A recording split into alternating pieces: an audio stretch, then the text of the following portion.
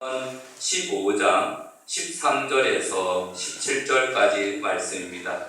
구약 성경은 927페이지입니다.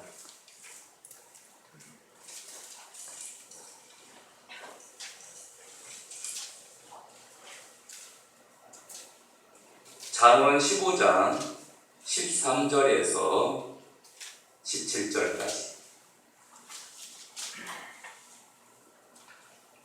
다 찾으신 줄로 알고 한 목소리로 같이 공부합니다. 마음의 즐거움은 얼굴을 빛나게 하여도 마음의 근심은 심령을 상하게 하느니라. 명철한 자의 마음은 지식을 요구하고 미련한 자의 입은 미련한 것을 즐기느니라. 고난받는 자는 그날이 다 험악하나 마음이 즐거운 자는 항상 잔치하느니라. 가산이 적어도 여호와를 경외하는 것이 크게 부하고 번뇌하는 것보다 나으니라. 채소를 먹으며 서로 사랑하는 것이 살찐 소를 먹으며 서로 미워하는 것보다 나으니라. 아멘. 우리 이 시간은 찬양대의 찬양이 있겠습니다.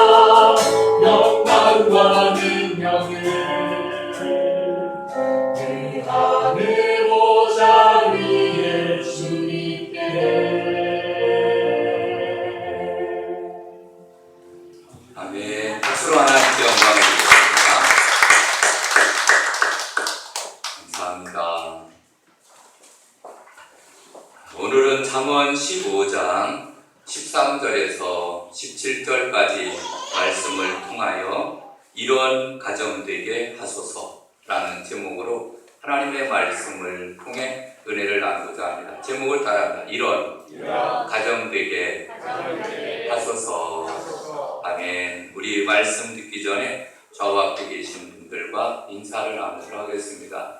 오늘은 이렇게 인사합시다. 한 주간 동안 평안하셨습니까? 한 주간 동안 평안하셨습니까? 네, 감사합니다. 코로나19가 시작된 지 오래되었는데 이제 백신도 조금씩 나이 드신 분들부터 맞아가면서 조금씩 안정되는 것 같습니다.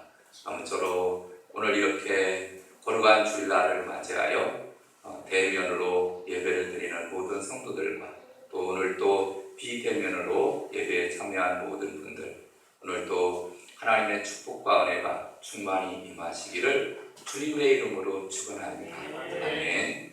여러분, 오늘은 5월달 마지막 주간이기도 합니다. 그래서 오늘은 가정에 대해서 한번 더욱더 또 말씀을 깊이 한번 묵상을 해야 되겠다, 이런 생각을 갖습니다. 가정의 달, 여러분 가정과 삶이 늘 평안하시고 또 사랑이 넘치게 되어지기를 주님의 이름으로 축원합니다.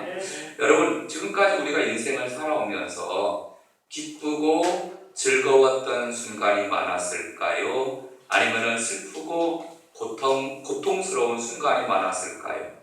물론 사람에 따라서 다 다를 것입니다. 어떤 사람은 기쁘고 즐거웠던 순간이 더 많다, 난 정말 즐겁게 살았다, 이렇게 말할 수도 있기도 하겠지만, 또 어떤 사람은 슬프고 괴로웠던 순간들이 더 많았지 않았나, 이렇게 말할 수도 있습니다. 여러분, 철학자였던 게테는 나의 인생에서 기뻤던 날은 2주일밖에 되지 않았다. 2주일이면 며칠이죠? 14일밖에 되지 않았다는 거예요.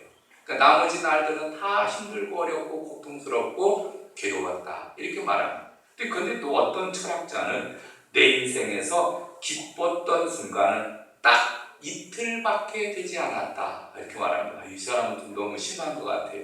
70평생이면은 이틀밖에 즐거운 날이 없었고 나머지는 다 고통스러운 날이었다, 이렇게 말하기도 합니다. 여러분, 우리가 사는 이 세상은 기쁨보다는 슬픔이 더 많은 것을 우리가 보게 됩니다. 우리가 사는 이 세상은 즐거움보다는 고통과 괴로움이 더 많은 세상입니다. 한숨과 탄식이 떠나갈 날이 없는 것이 바로 우리가 살고 있는 이 세상입니다. 자녀로 인하여 마음이 상하고, 믿었던 사람의 배신으로 인해서 마음을 아파하고, 뜻하지 않는 질병과 사업의 실패 때문에 한숨 짓고 괴로워하고, 사랑하는 이의 죽음 때문에 가슴을 치며 통곡의 눈물을 흘리며 사는 것이 바로 이 세상이기 때문에 그렇습니다. 여러분, 저와 여러분도 마찬가지로 이 세상은 눈물과 고통과 괴로움과 한숨과 탄식이 떠나지 않는 세상 가운데 우리가 살아가고 있습니다. 여러분, 사랑하고 또 축복합니다. 아무쪼록 여러분 앞으로 남은 인생은 좀 즐거웠으면 좋겠어요. 아멘. 기쁘고 즐겁고 소망이 넘치는 이러한 삶이 우리의 삶이 되어야 되지 않을까 생각하기도 합니다. 여러분, 그럼에도 불구하고 여러분, 하나님께서 만드신 사람이 얼마나 중요한지, 그리고 가정의 달을 맞이해서 하나님께서 우리에게 주신 가정의 중요성, 그리고 가정을 통해서 우리는 천국의 기쁨을 맛보면서 우리가 살아가야 될 줄로 믿습니다. 여러분, 오늘날 일어나는 대부분의 범죄, 청소년의 탈선, 이혼 등 크고 작은 문제의 출발점은 사실은 가만히 살펴보면 가정에서부터 시작되지 않았는가, 이렇게 생각을 합니다. 가정이 행복한 가정인지 아니면 문제가 많은 가정인지, 그에 따라서 자녀들도, 또한 남편과 아내, 또 부모, 형제들 다 이렇게 문제가 생기는 것을 보게 되는데, 여러분, 오늘 본문을 말씀을 통해서 하나님은 우리에게 어떤 가정을 원하실까? 하나님이 원하시는 가정, 우리는 이런 가정이 되어야 될 줄로 믿습니다. 오늘 본문 말씀을 통해서 첫 번째, 항상 잔치하는 가정이 되어야 됩니다. 아멘. 다 같이 따라, 항상 잔치하는 가정이 되자. 아멘. 여러분, 주님께서는 이 세상에서 저와 여러분이 늘 가정 안에서 정말 축제와 같은 삶을 살기를 원하십니다. 하나님 나라의 왕이신 주님께서는 하나님 나라의 백성인 우리 성도들이 눈물과 고통과 근심이 떠날 날이 없는 그러한 삶을 살기를 원하지 않습니다. 내 사랑하는 자녀들, 여러분도 마찬가지 않아요. 자녀들이 잘 살고 기쁘고 즐겁고 행복하게 살면은 우리도 부모된 자가 기쁩니다. 여러분 마찬가지예요. 영의 아버지 되시는 하나님께서도 우리가 이 세상을 살아가는 가운데 늘 눈물 짓고 늘 고통 가운데 신음하고 살면은 하나님 뭐 기쁘시겠습니까? 여러분 우리 자녀들이 아유 기쁘다, 즐겁다, 좋다, 정말 하나님의 은혜다, 하나님 고맙습니다, 감사합니다, 이렇게 또 늘 고백하며 살 때 하나님께서도 기뻐하시고 은혜를 베풀어 주시는 줄로 믿습니다. 여러분 오늘 본문을 볼까요? 오늘 잠언 15장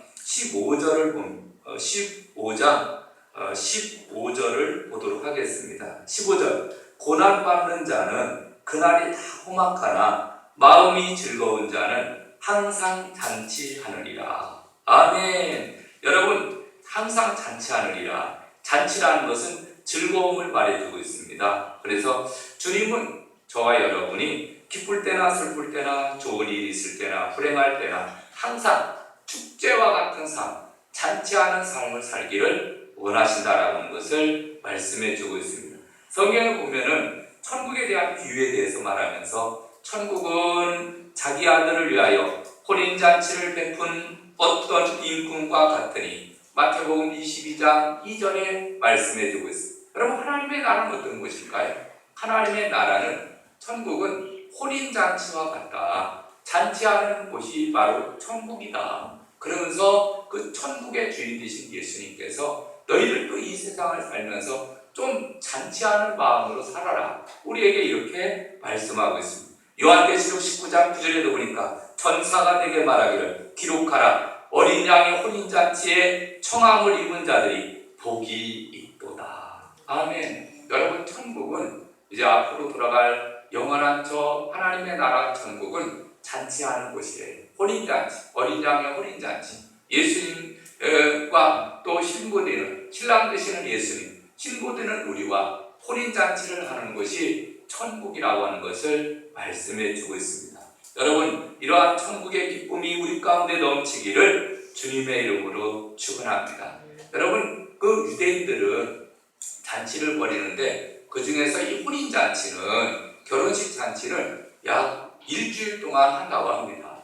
여러분 우리는 하루 이틀이면 끝나지만은 유대인들은 그 날을 너무너무 축제로 즐겁게 여기면서 일주일 동안을 이웃들을 초대하고 일가 친척들을 초대해서 즐기고 또 그 다음에 기뻐한다고 합니다. 여러분 예수님께서도 공생애를 처음 시작을 하면서 첫 번째 기적을 가나의 혼인잔치집에서 행하셨습니다. 가나의 혼인잔치집에 포도주가 떨어졌을 때 예수님의 어머니께서 얘야 포도주가 떨어졌다 했더니 예수님께서 이제 하인들을 시켜서 두세 통 드는 돌 항아리 6에다가 물을 가득 채우라고 합니다. 그리고 그 기도하신 후에 그리고 그 포도주를 떠서 이제 연희장에다가 연희를 주관하는 연희장에게 갖다 주라고 합니다. 연희장은 그 물로 된 포도주를 마르고 이렇게 좋은 포도주를 지금까지 숨겨두었다고 하면서 잔치자리가 수술이 떨어졌었는데 다시 또 기쁨을 되찾게 되었다라고 하는 사실입니다. 여러분 이 사건을 보면서 애주가들은 술을 좋아하는 사람들은 예수님께서 첫 번째 행하신 기적이 술이었다는 것에 고무되어서 술 먹는 것을 아주 자랑스럽게 생각합니다. 예수님도 첫 번째로 술을 만드셔서 잔치의 흥을 돋구지 않았느냐. 술이 얼마나 맛있는지. 그리고 자랑스럽게 얘기하고 양조 사업을 도와주는 것은 주님을 도와주는 것이다. 그래서 술을 많이 먹는 것은 오히려 주님을 도와주는 것이다. 이렇게 말하는 사람들은 이거는 좀 억지입니다. 여러분 예수님께서 혼인잔치에서 행하신 것은 주님의 공생애로 말미암아 앞으로 시작될 하나님의 나라가 혼인잔치와 같은 삶이 될 것이라는 것을 가르쳐주기 위함이었습니다. 앞으로 이제 예수 그리스도를 구주로 영접하고 믿음 생활을 시작하게 되면 혼인잔치에 술이 떨어졌을 때 흥이 깨져버리는데 술을 만들어 주시면서 앞으로 이제 혼인잔치의 그 기쁨을 되찾게 될 것이다 라는 것을 가르쳐주고 있습니다. 여러분, 주님의 십자가의 죽으심과 부활을 통해서 이미 시작된 하나님 나라의 백성으로 살아가는 하나님의 사람들은 여러분 축제와 같은 삶을 살아야 될 줄로 믿습니다. 아멘. 항상 잔치하는 사람처럼 살아야 됩니다. 마지못해 사는 게 아니라 이놈의 지겨운 인생, 빨리 죽었으면 좋겠다, 이렇게 죽었으면 좋겠다, 괴롭다, 힘들다, 고통스럽다, 이렇게 사는 것이 아니라 여러분 구원의 감격을 가지고 살아가는데 하루가 7년 같은 삶이 되면 안 돼요. 하루를 사는데 7년 가지고 너무너무 고통스러우니까 조금 보니까 시간을 보니까 아이고 5분밖에 안 지나갔네, 아이고 10분밖에 안 지나갔네. 하루를 7년처럼 그렇게 고통스럽게 사는 것이 아니라 7년을 하루처럼, 아멘. 7년의 기간인데 너무 기쁘고 즐거우니까 도대체 7년을 지났는지 10년을 지났는지 아유 벌써 7년이나 지났어, 이렇게 말할 정도로 우리는 기쁘고 즐겁게 잔치하는 삶을 살아가야 될 줄로 믿습니다. 아멘. 여러분, 그런데 인생을 기쁘게 살고 싶지 않은 분이 어디 있겠습니까? 인생은 다 기쁘고 즐겁게 살기를 원합니다. 그런데 누가 인생을 슬퍼하며 눈물을 지으며 고통 속에 몸부림치며 살기를 원하겠습니까? 그건 다 기쁘고 즐겁게 살기를 원합니다.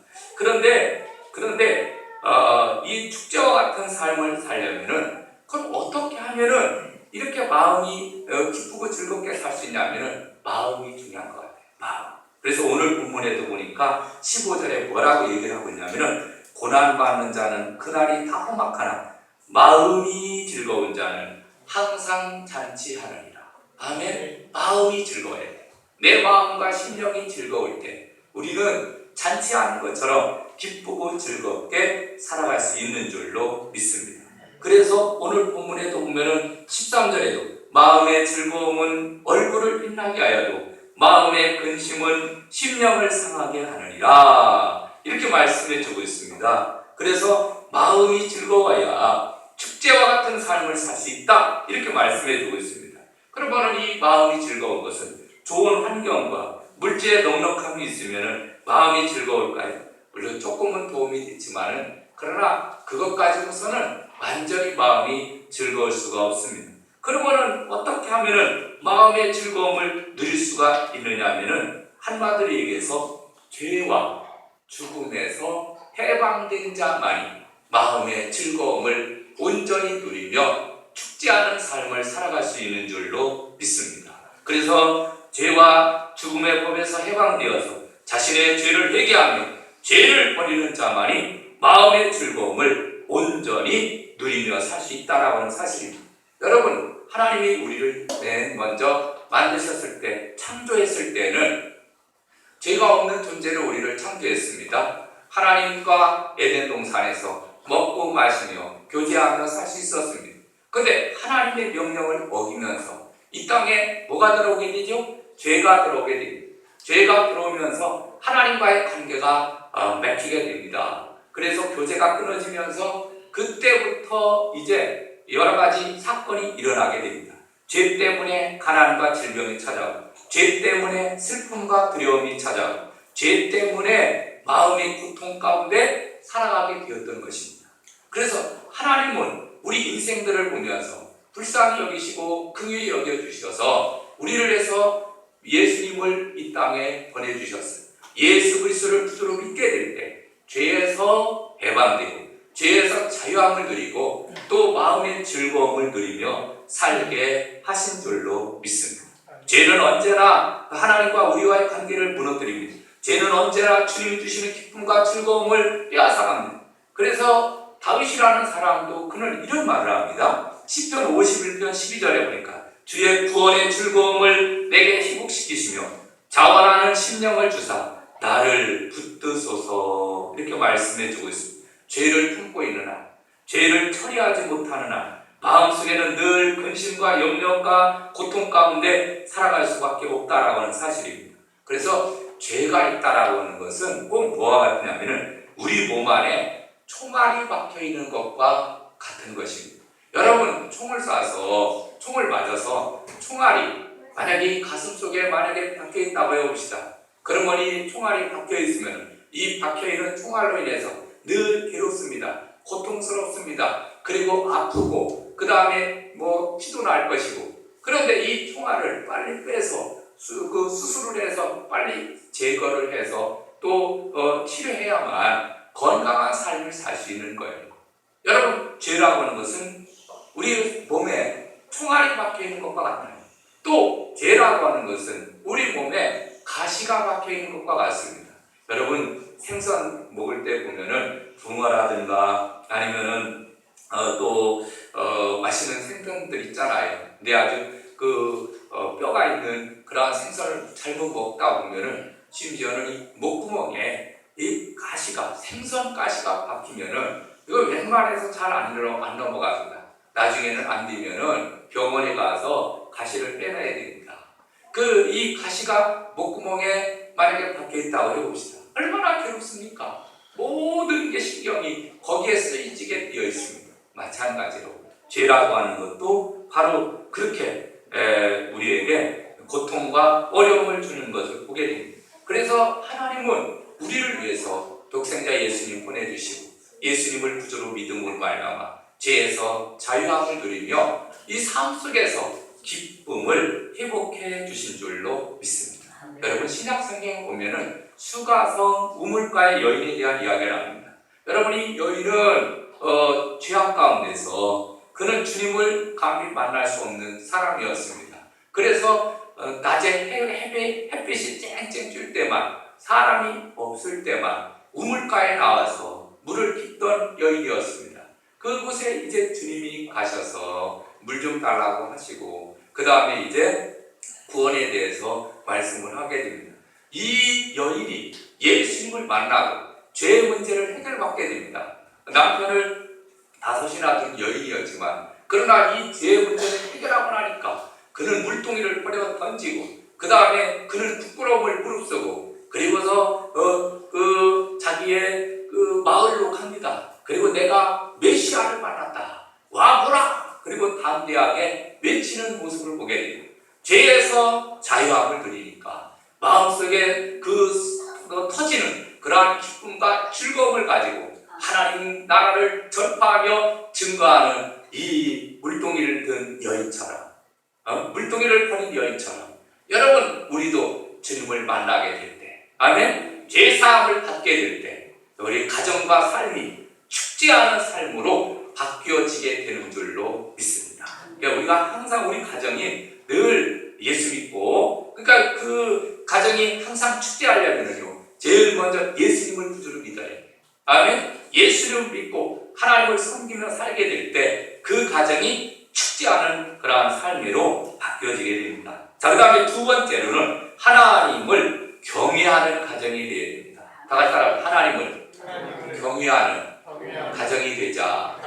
아멘. 여러분, 오늘 16절 말씀을 보겠습니다. 16절. 가산이 적어도 여호와를 경외하는 것이 크게 구하고 번뇌하는 것보다 나으니라. 아멘. 여호와를 경외하는 것이, 가산이 적어도 여호와를 경외하는 것이, 여호와를 경외한다는 것은 뭐죠? 하나님을 향한 거룩한 두려움을 나타내주고 있습니다. 하나님을 의지하고 하나님을 모시고 살아가는 것, 그것이 바로 하나님을 경외하는 거예요. 그래서 시편 16편 8절에 보니까 다윗은 이렇게 이야기를 하고 있습니다. 내가 여호와를 항상 내 앞에 모시며 그가 내 우편에 계심으로 내가 요동치 아니하리로다. 이러므로 내 마음이 기쁘고 내 영광도 즐거워하며 내 육체도 안전히 거하리니. 시편 16편 8절 9절에 말씀해 주고 있습니다.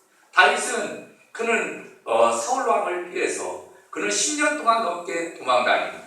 나중에는 자기 아들이 자기를 죽이려고 쿠데타를 일으키기도 합니다. 이러한 많은 복잡하고 어려운 가운데 그는 어떻게 세상을 살았느냐 하면 그는 여호와 하나님을 경외했습니다.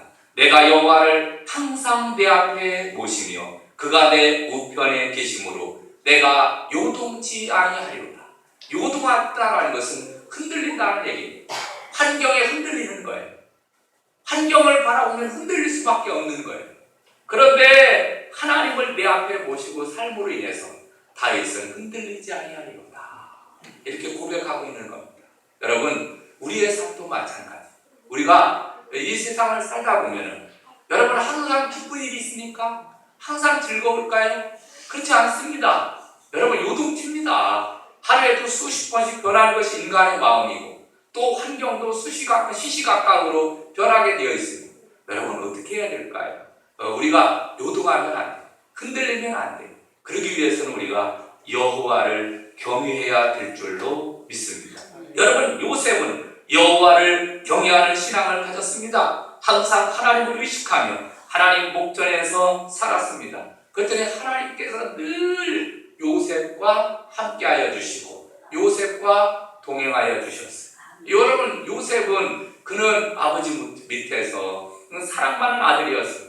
그는 나중에는 그 형들의 시기로 인해서 물 없는 구덩이에 빠지게 되고 나중에 건짐을 받아서 미디안 상인들에게 팔리고 미디안 상인들은 다시 애굽에 또 노예로 팔리고 여러분 하루아침에 그 귀염받는 아이가 노예가 되어서 그 고통 가운데 신음하며 일해야 되는 그런 상황이었습니다. 그런데 그는 이런 상황 가운데서 항상 하나님을 바라보며 살았어요. 흔들리지 않았어요. 하나님께서 늘 요셉과 함께 주신 줄로 믿습니다. 여러분 우리의 가정도 마찬가지.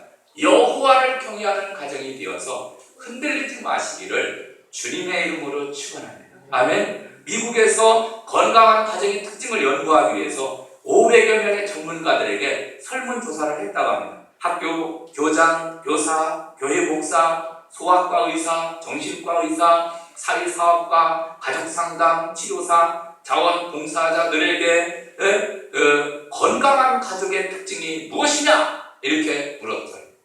건강한 가정의 특징. 어떤 가정이 정말 건강한 가정이냐? 근데 그 중에서 제일 많은 답변이 나온 것이 바로 뭐냐면 가족 구성원들 모두가 공통된 종교적 신념을 가지고 생활하는 가정이라고 말합니다. 공통된 종교적 신념을 가지고 생활하는 가정. 이게 뭔 얘기입니까? 신앙생활하는 가정. 하나님을 믿고 의지하면서 사는 가정이 가장 행복하다라는 거예요. 그 가정이 잔치하는 가정이고 그 가정이 축제하는 가정이에요. 여러분 그것을 우리가 실질적으로 보여주는 사건이 사도행전 10장에 보면은 백부장 고넬료에 대한 이야기입니다. 10장 2절에 사도행전 10장 2절 그가 경건하여 온 집안으로 더불어 하나님을 경외하며 백성을 많이 구제하고 하나님께 항상 기도하더니 할렐루야. 여러분 온 가족과 또 식구들이 고넬료의 가정처럼 하나님만을 섬기며 사시기를 그래서 행복한 삶을 사시기를 주님의 이름으로 축원합니다. 아멘. 여러분 우리 인간은 하나님의 형상대로 지음받은 영적인 존재입니다. 돈이 있다고 행복한 것이 아닙니다. 물론 돈이 있으면 없는 것보다는 편리합니다. 그리고 더 많은 행복을 누리며 살 수는 있습니다. 그러나 온전한 행복은 주어지지 않습니다. 여러분 왜 그러냐면 돈이 아무리 천만금이 많다 하더라도 우리나라 국민들에게 조사를 해봤습니다. 영국 같은 경우에는 영국은 우리 인간이 행복하려면은 100만 파운드 약 18억 정도가 있을 때 행복하다 이렇게 답이 나왔어요. 근데 우리나라 사람들은 정말 그러면 행복하려면은 어느 정도 돈이 필요하느냐 했을 때 한 5억 정도만 있으면은 그래도 행복한 삶을 살 수 있다 이렇게 말합니다. 여러분 5억 정도면은 예를 들면은 집을 5억짜리를 가지고 있다고 해봅시다. 그러면 연금 대출을 받게 되면은 한 달에 150만 원 정도 매달 죽을 때까지 계속 대출을 받고 살 수 있습니다. 그래서 뭐 그런 정도의 수준이기는 하기는 한데 어쨌든간 우리 한국 사람들은 아주 소박하게 그 정도만 있어도 행복하지 않겠느냐 이렇게 말하기도 하는데, 어쨌든 여러분 이 돈이 있으면은 좀 편안합니다. 그리고 또 다른 사람들에 비해서 나름대로 행복할 수는 있습니다. 그러나 온전한 행복은 주어지지 않습니다. 왜 그러냐면은 우리 인간은 하나님으로부터 지음받은 존재이기 때문에 하나님께로 갈 때, 아니 하나님을 믿고 의지할 때 온전한 행복이 이루어지게 되는 줄로 믿습니다. 일본의 기독교 사상가이고 교육자였던 우찌무라 간조라고 하는 사람은 이런 말을 했습니다. 돈으로 침대는 살 수 있어도 잠은 살 수 없다. 음식은 살 수 있지만 식욕은 살 수 없다. 아름다운 옷은 살 수 있어도 아름다움은 살 수 없다. 집은 살 수 있지만 가정은 살 수 없다. 약은 살 수 있지만 건강은 살 수 없다. 쾌락은 살 수 있지만 평안은 살 수 없다. 사치품은 살 수 있어도 문화는 살 수 없다. 십자가는 살 수 있어도 구세주는 살 수 없다. 교회 건물은 살 수 있지만 천국은 살 수 없다. 이렇게 말합니다. 돈이 있으면은 무엇인가 뭔가를 살 수는 있지만 그러나 온전한 행복은 이루어지지 않는다. 그러면은 여러분 돈으로 살 수 없는 것들이 있는데 참, 식욕, 가정, 건강, 평안, 구세주, 천국. 그럼 이것은 무엇으로 살까요? 이것은 무엇으로 살 수 있습니까? 이것은 누구에게서 사야 됩니까? 하나님으로부터 오는 거예요. 그럼 우리가 하나님으로부터 오는 거기 때문에 누구를 믿어야 되죠? 하나님을 믿을 거예요. 예수님을 구주로 믿고 하나님을 경외하며 살게 될 때 진짜 온전한 행복을 누리며 살아갈 수 있는 줄로 믿습니다. 그러니까 여러분 5월달 가정의 날을 맞이하면서 여러분 하나님 잘 섬기며 사는 믿음의 가정들 다 되어지기를 주님의 이름으로 축원합니다. 손양원 목사님이 쓰신 시 중에서 예수 중독자라는 시가 있습니다. 나 예수 중독자가 되어야 하겠다.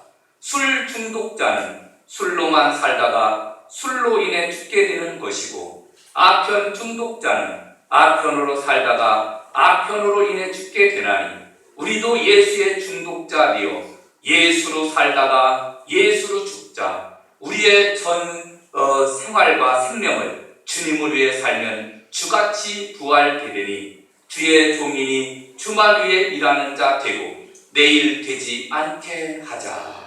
이게 예수 중독자라는 시예요. 우리는 예수의 중독되어서 예수님 위해서 살다가 우리가 남은 인생 끝내게 되면 우리는 저 천국에서 영생 천국을 누리며 살게 될 줄로 믿습니다. 여러분 하나님을 경외하며 예수님께 중독되어서 하나님을 의지하며 사는 것이 너무너무 행복하고 즐거운 일이라는 거예요. 자, 그 다음에 세 번째로는 사랑과 화목이 넘치는 가정이 되어야 됩니다. 여러분 오늘 보면 17절을 볼까요? 17절 잠언 15장 17절 채소를 먹으며 서로 사랑하는 것이 살찐 소를 먹으며 서로 미워하는 것보다 나으니라. 아멘. 여러분 오늘 17장 1절도 보겠습니다. 잠언 17장 1절 마른 떡 한 조각만 있고도 화목하는 것이 제육이 집에 가득하고도 다투는 것보다 나으니라. 아멘. 그러니까 채소를 먹을 정도로 가난하더라도 서로 사랑하며 사는 것이 행복이다, 그런 얘기입니다. 행복. 그러니까 사랑이신 하나님의 형상대로 지음받은 우리들은 그 사랑을 받고 사랑을 베풀 때 가장 큰 행복을 느끼는 줄로 믿습니다. 독일의 유명한 철학자였던 피시테라는 사람은 그런 말을 했습니다. 사랑은 인생의 주성분이다. 우리 인생이라는 것은 이 주성분이 뭘로 되어 있느냐? 사랑으로 되어 있다는 거예요. 여러분 성경도 요약하게 되면 십계명입니다. 십계명을 요약하면 하나님 사랑과 이웃 사랑으로 나눠집니다. 그리고 그것을 한마디로 얘기하면 성경은 뭐냐? 하나님이 주시는 약속의 말씀은 뭐냐? 사랑이라는 거죠. 하나님을 사랑하고 이웃을 내 몸처럼 사랑하며 사는 것. 이게 바로 우리 인생의 인생. 여러분 우리 인생은 하나님이 우리를 사랑하신 것처럼 우리도 서로 사랑하며 살아가야 될 줄로 믿습니다. 요한복음 13장 34절에 이렇게 말합니다. 새 계명을 너희에게 주노니 서로 사랑하라. 내가 너희를 사랑한 것 같이 너희도 서로 사랑하라. 아멘. 여러분, 가정은 홀로 사는 것이 아닙니다. 아버지, 어머니, 할머니, 시어머니, 며느리, 아들, 손자 다 함께 어우러져 사는 것입니다. 각자의 생각이 다릅니다. 가치관이 다릅니다. 그러다 보니 서로 미워하는 감정이 간혹가다 생길 수도 있습니다. 그러면 가정은 행복해질 수 없습니다. 서로 사랑할 때 가정은 행복하게 되는 줄로 믿습니다. 시시콜콜 여성들을 보게 되면은 이런 말이 있습니다. 아내를 이같이 하면 길들일 수 있다. 남편을 이같이 하면은 소나기에 넣을 수 있다. 자식을 이렇게 하라. 시어머니 이렇게 하면은 꽉 잡는다. 여러분, 고집센 아내가 아내를 길들이려면 3일 밥을 먹지 말라. 콧대 센 남편을 길들이려면 잠자리를 일주일 피하라. 10일간을 말을 하지 말라. 그러면 갑갑해서 낮아질 것이다. 여러분, 이런 말도 쓰여 있는데, 여러분, 이렇게 하면 가정 망해요. 이렇게 하면 가정이 다투고 그 다음에 화목이 없어요. 여러분, 가정은 섬기는 자리예요. 서로 섬기고 사랑하는 곳이 바로 가정입니다. 아멘. 아무쪼록 가정에서 정말 서로 사랑하고 섬기고 또 화목하고 아껴주고 그렇게 살아가시기를 주님의 이름으로 축원합니다. 우리 이제 말씀 맺으려고 합니다. 여러분, 오늘 본문 말씀을 통해서 우리 어떤 가정이 되게, 첫째, 항상 잔치하는 가정. 두 번째, 하나님을 경외하는 가정. 세 번째, 사랑과 화목이 넘치는 가정. 아무쪼록 이런 가정이 우리 성대교회 모든 성도의 가정이 되어서 기쁘고 즐겁게 신앙생활하고 또 하나님의 나라를 전파하며 살아가는 저와 여러분 되시기를 주님의 이름으로 축원합니다. 찬양 드릴까요? 찬송가 556장 드리겠습니다.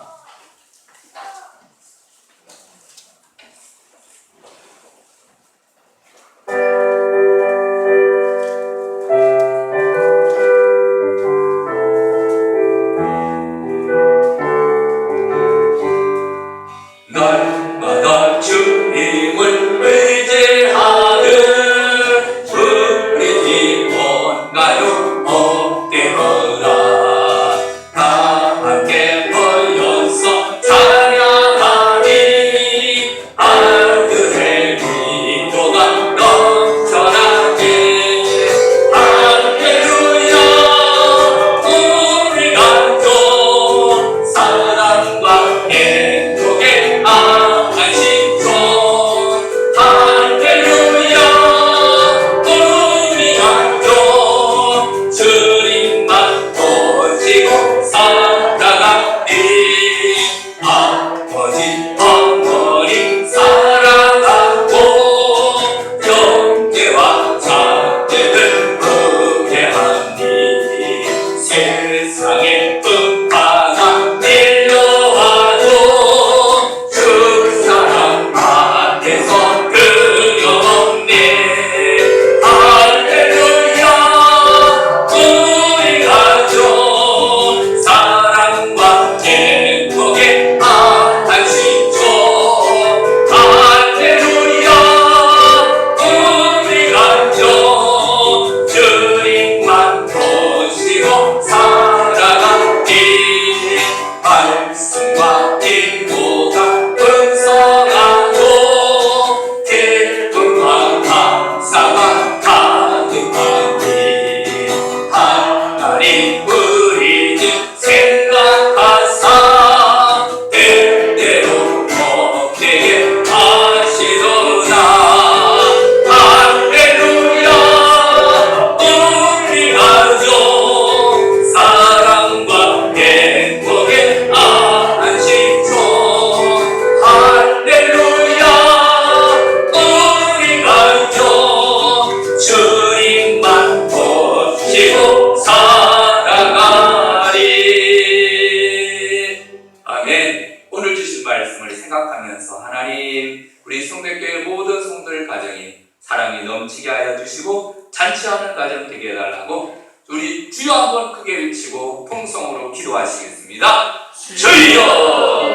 할렐루야. 사랑이 많으신 아버지 하나님, 은총을 많이 하나님 아버지 5월달 가정의 달을 보내면서 아버지 하나님 우리 성대교회 모든 성들의 가정이 하나님의 놀라운 축복과 은혜가 충만히 임하게 하여 주시옵소서. 정말 하나님께서 우리에게 주시는 소중한 가정, 정말 자취하는 가정, 하나님 경외하는 가정, 사랑과 화목이 넘치는 가정들이 다 될 수 있도록 우리 하나님이 함께 해주시고 인도해 주시기를 간절히 간구를 드리고 원하옵나이다. 성령 충만을 충만, 믿음 충만해서 하나님을 더욱더 아버지 하나님이여 즐거워할 수 있도록 우리 하나님이여 복을 더하여 주시옵소서. 즐거움을 소통하며 기념하는 삶을 살아갈 수 있도록 우리 하나님이여 축복하여 주시옵소서.